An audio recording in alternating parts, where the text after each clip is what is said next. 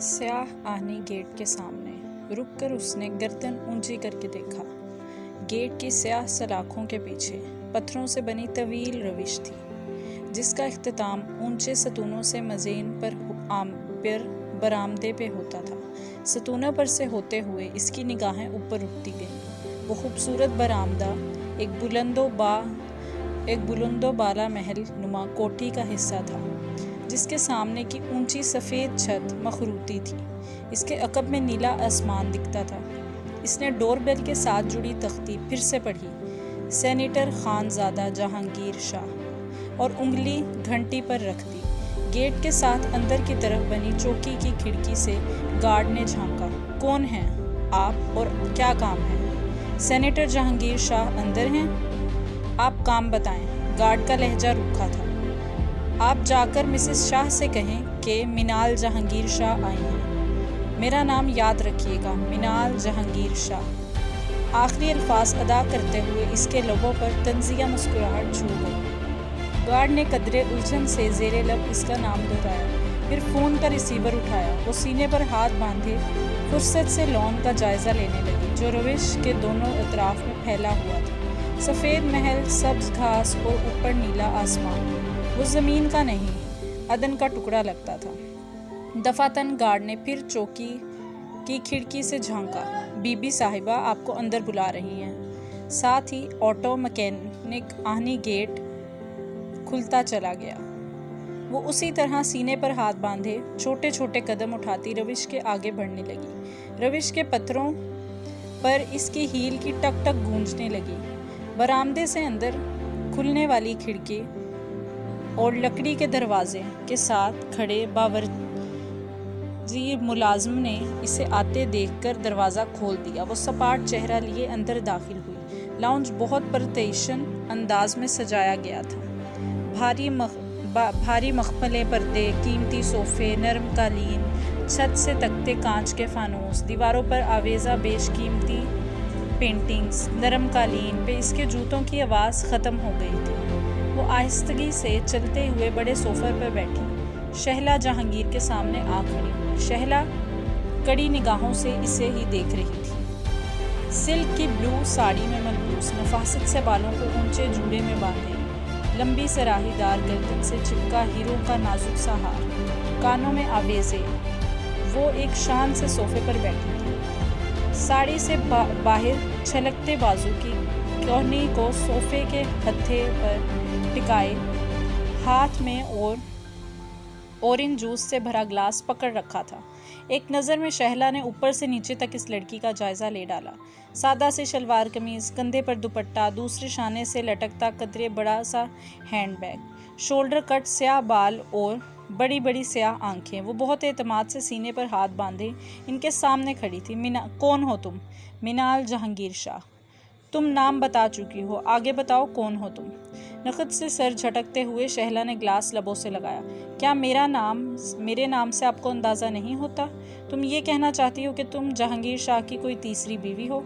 अगर तुम यही कहना चाहती हो तो कह डालो, मुझे शौक नहीं लगेगा। वो होले से मुस्कुरा दी। बहुत बाखबर लगती हैं अपने शोहर के अमाल से। मैंने कहा ना लड़की, मुझे तुम्हारी इस बात से कभी शौक नहीं लगेगा, क्योंकि मैं जानती थी वो कभी ना कभी मुझे बताए बगैर शादी कर लेगा।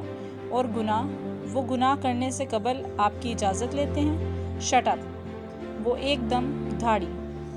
अपनी एनर्जी बचा कर रखें मिसेस शाह, अभी आपको बहुत दफ़ा मुझे शट अप कॉल देनी पड़ेगी। मुख्तसर बात करो। शो आप जहांगीर शाह से कहें मुझे मेरा हिस्सा दे दें और अपना नाम। शहला की आंखों में उलझन उठी। जहांगीर क्यों तुम्हें कुछ दे?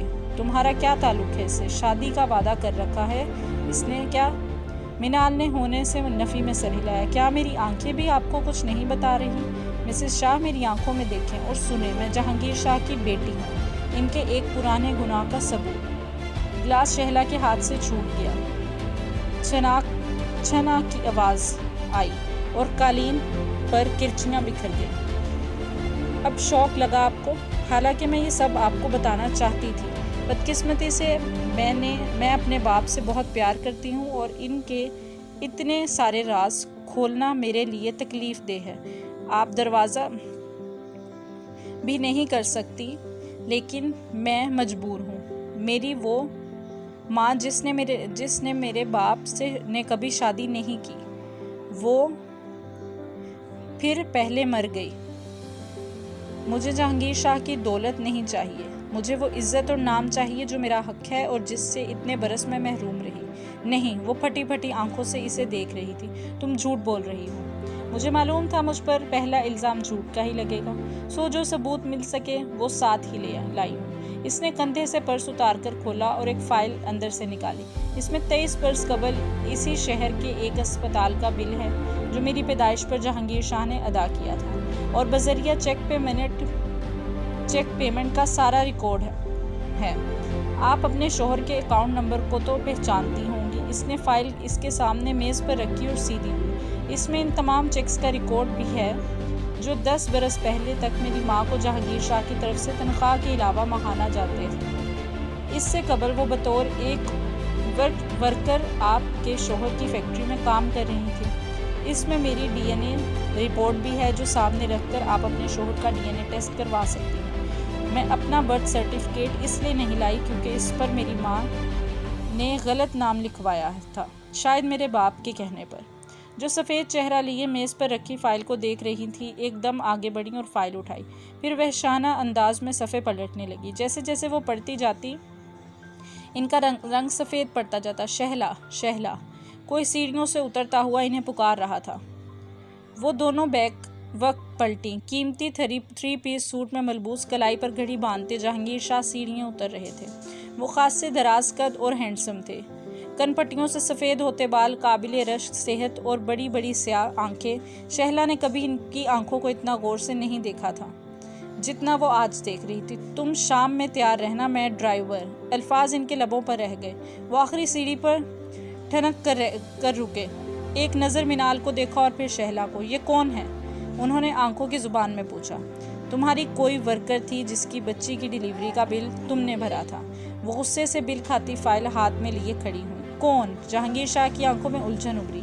मिनाल ने पलटकर इनको देखा और बोली, बिल्किस मुराद, जो आपकी फैक्ट्री में काम करती थी, जो 1 महीने कबल टीबी से मर चुकी हैं। वो बुरी तरह चौंके। बिल्किस की डेथ हो गई?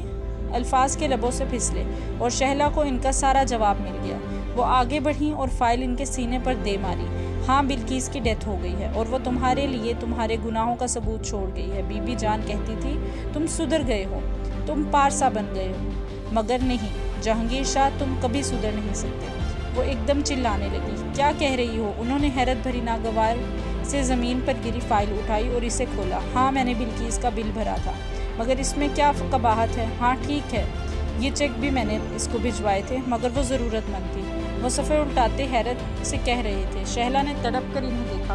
वो ज़रूरतमंद इसलिए थी कि वो तुम्हारी रखेल थी, और ये इसकी बेटी मिनाल, तुम्हारी नाजायज़ औलाद। एक झटके से जहांगीर शाह ने सर उठाया। मेरी औलाद? क्या बकवास है ये? वो इसे देखकर गरजे, जो कदरे फासले पर खड़ी थी। मैं अपना नाम और मुकाम लेने आई हूँ, सर, या शायद मुझे आपको पापा कहना चाहिए, जिसे आपके बच्चे कहते हों। वो बोली तो इसकी आवाज़ों में सदियों की थकन थी। क्या बक रही हो? मैं तुम्हें जानता तक नहीं हूँ। उन्होंने फाइल पूरी कुव्वत से ज़मीन पर दे मारी। मगर तुम बिल्किस को तो जानते हो जहांगीर। तुम्हारे चेहरे पर इसका नाम सुनकर आने वाली तासुरात ही मुझे सब समझा गए थे। तुमने अच्छा नहीं किया जहांगीर, इतना बड़ा गुनाह। शहला शहला, मेरा यकीन करो, ये लड़की झूठ बोल रही है। इनका गुस्सा परेशानी में ढलने लगा था। ये मेरी जायदाद के पीछे है, स्कैंडल करके मुझे ब्लैकमेल करना चाहती है। मुझे आपकी जायदाद नहीं चाहिए। इसकी आंखों से आंसू गिरने लगे। मुझे सिर्फ आपका नाम, आपका प्यार चाहिए। आप जानते हैं मैं आपकी बेटी हूँ, फिर आप मुझे अपना क्यों नहीं बना लेते? बंद करो बकवास और निकल जाओ यहाँ से। गार्ड गार्ड, रियाज। वो गुस्से से कामते नौकरों को आवाज़ें देने लगे। मिनाल ने गालों पर लड़कते आंसू हथेली की पुछ से पोंछे, झुककर ज़मीन पर गिरी फाइल उठाई और सर झुकाए दरवाजे की सिम चल दी। अगर आज के बाद तुम मुझे इस घर में दिखाई दी तो मैं तुम्हारी जान ले लूँगा। इतना बड़ा इल्ज़ाम लगाते हुए तुम्हें शर्म नहीं आई? बल्कि इस पर इतनी एहसान किए मैंने, और तुम मुझे ये सिला दे रही हो? Now get out. वो सर झुकाए फाइल सीने से लगाए हाथ बढ़ाकर दरवाज़ा खोलने लगी थी। रुको लड़की, शहला तेज़ी से आगे बढ़ी। जी। डोर नाब पर हाथ रखे मिनाल ने पलटकर डबडबाई आंखों से इसे देखा। तुम कहीं नहीं जाओगी। अगर तुम इस शख्स की बेटी हो तो यहीं रहोगी जब तक फैसला ना हो जाए। शहला, ये लड़की फ्रॉड है, तुम क्या कर रही हो? मैंने कहा ना जहांगीर, ये लड़की तब तक इस घर में रहेगी जब तक ये साबित नहीं हो जाता कि ये तुम्हारी बेटी है या नहीं। तुम इस तरफ आओ। वो आगे बढ़ी और कलाई से मिनाल को थामे करीबन खींचते हुए राहदारी की तरफ